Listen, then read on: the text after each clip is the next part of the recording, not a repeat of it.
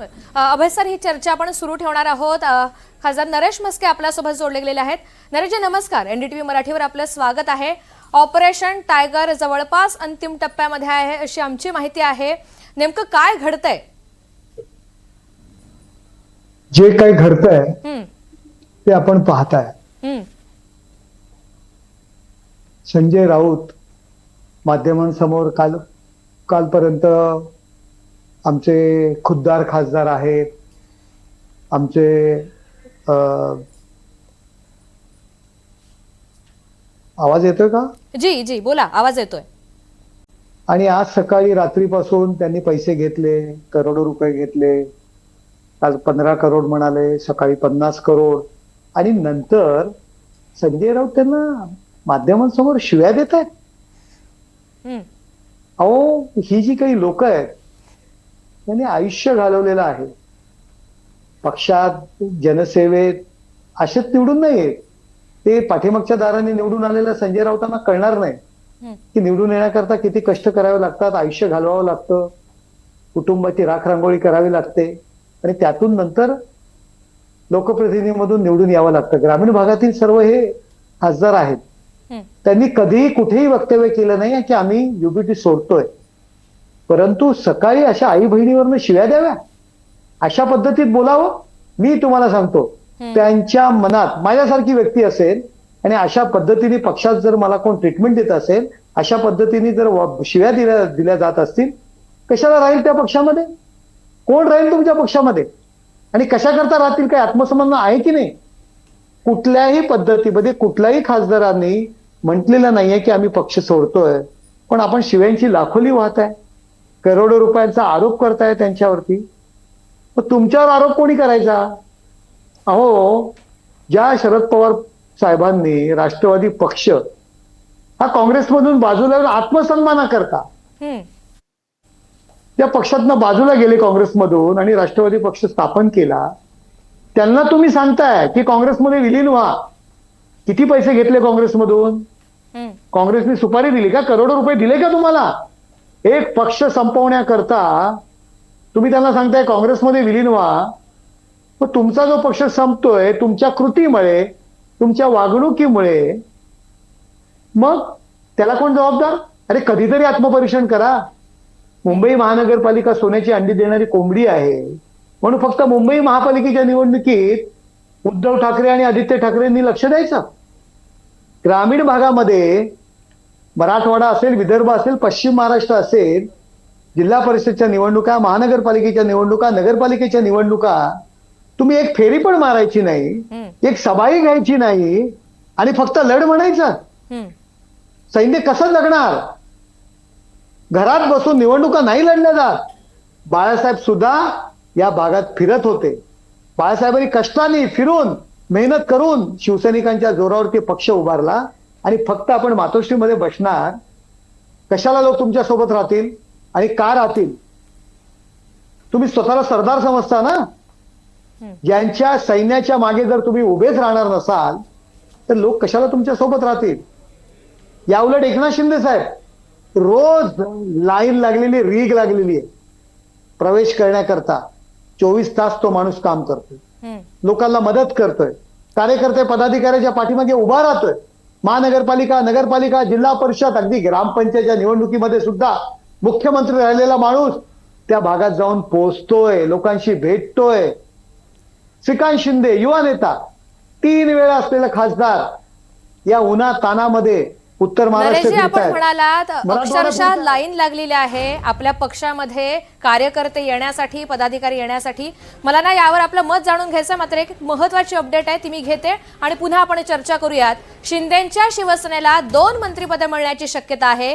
एक कॅबिनेट मंत्रीपद, एक राज्यमंत्रीपदाची शक्यता आहे. बंडखोर खासदाराला राज्यमंत्रीपद मिळण्याची शक्यता वर्तवली जाते.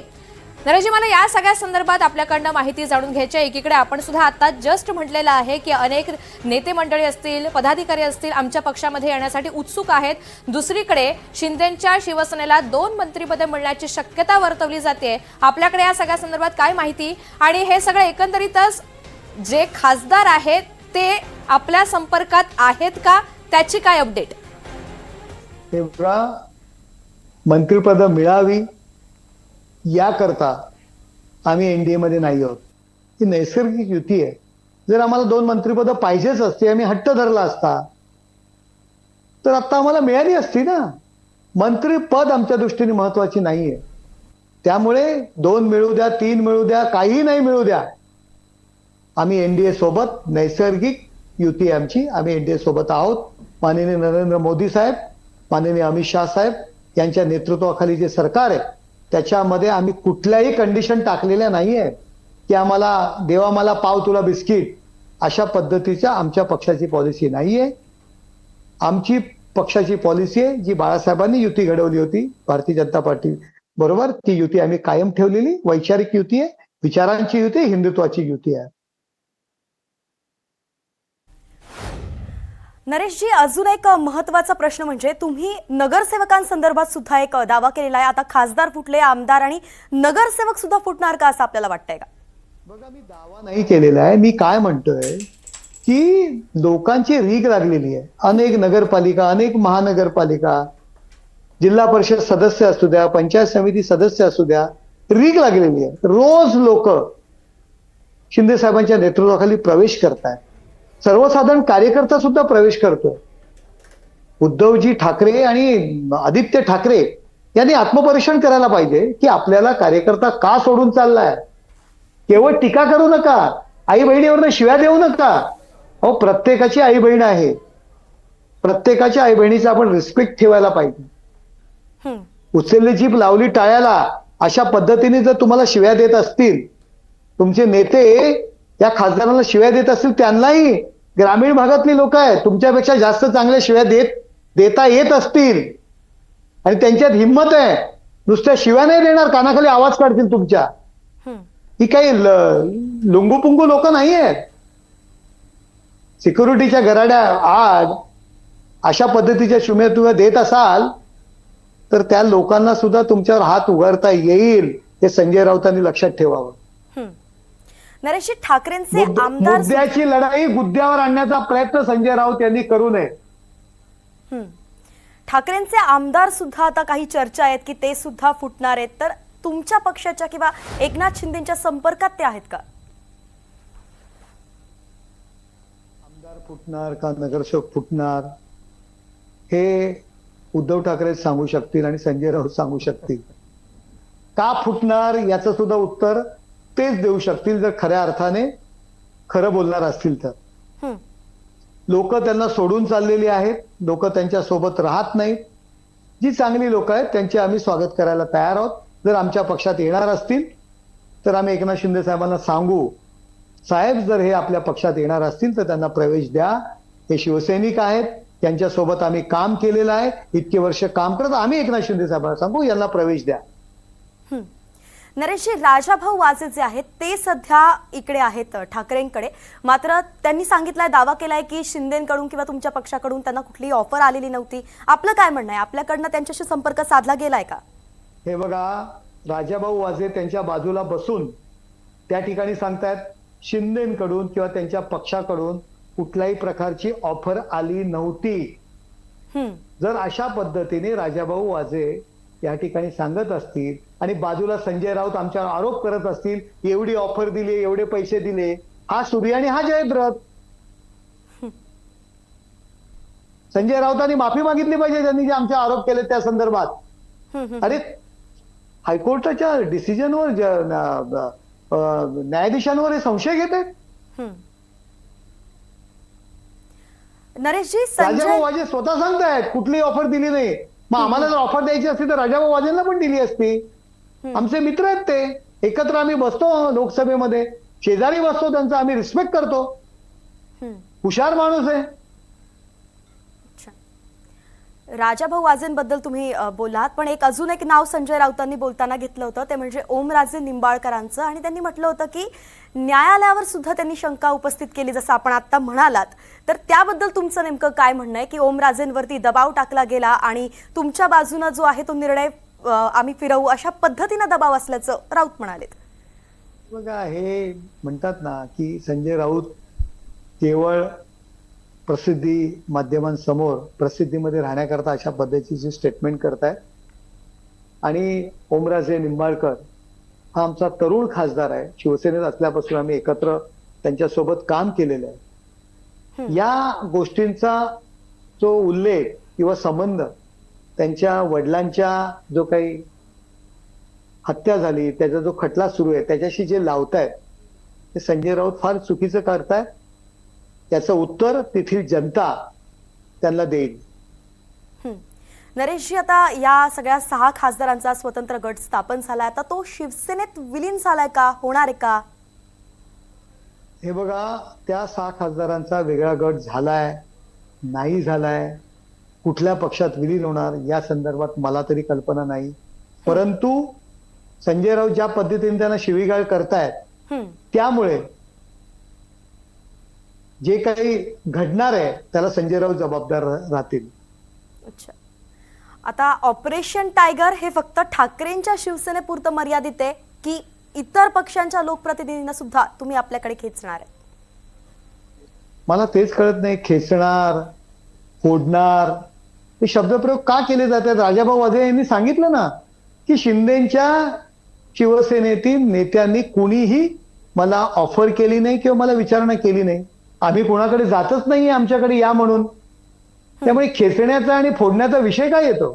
राजाभाऊ वाजे आज सकाळी बोललेत.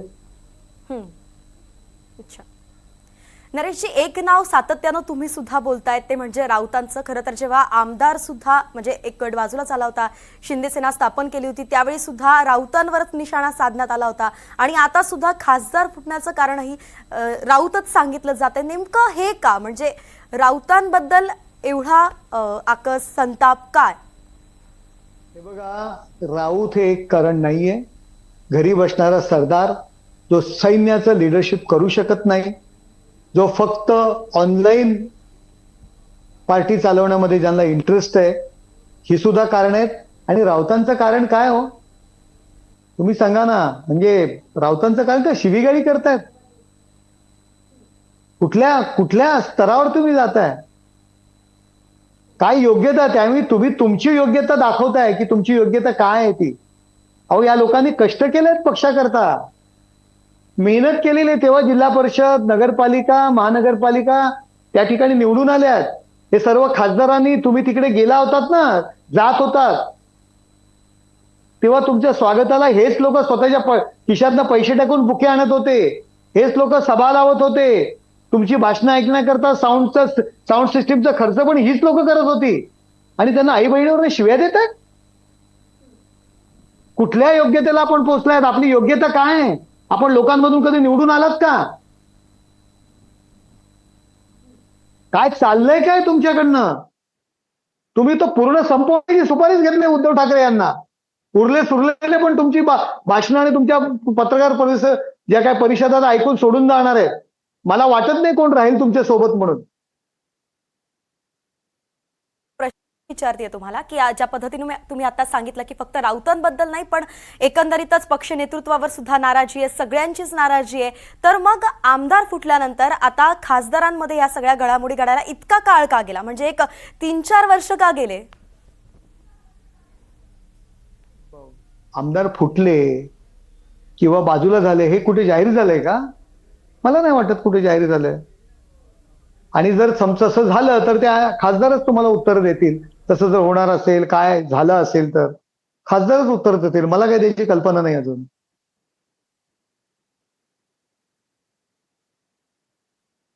एक खरं तर प्रश्न विचारायचा आहे, मी त्यांच्याकडे आपले सूत्र सांभाळते. नाही, असं आहे मस्के साहेब की संजय राऊतांनी पत्रकार परिषदेत एक इशारा दिलाय की बंडखोर आमदारांसोबत म्हणजे राडा होईल तर इकडे काही निर्णय घेतले तर असा इशारा दिलाय. काय प्रतिक्रिया? हे काय म्हणतात माहितीये का? मी पत्रकार परिषद पाहिली त्यांची, मला हसायला आलं. तर तुमच्याकडे शिल्लकच नाही राडा करायला कोण.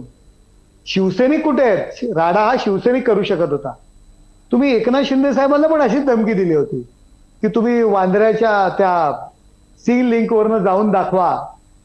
तुम्ही ज्यावेळी साहेब गुवाहाटी आणि गोव्यावरनं होते, सुरतला होते, आणि तुम्ही जाऊन दाखवा अशा पद्धतीची पोकळ धमकी त्यावेळी एकनाथ शिंदे साहेबांना पण दिली होती.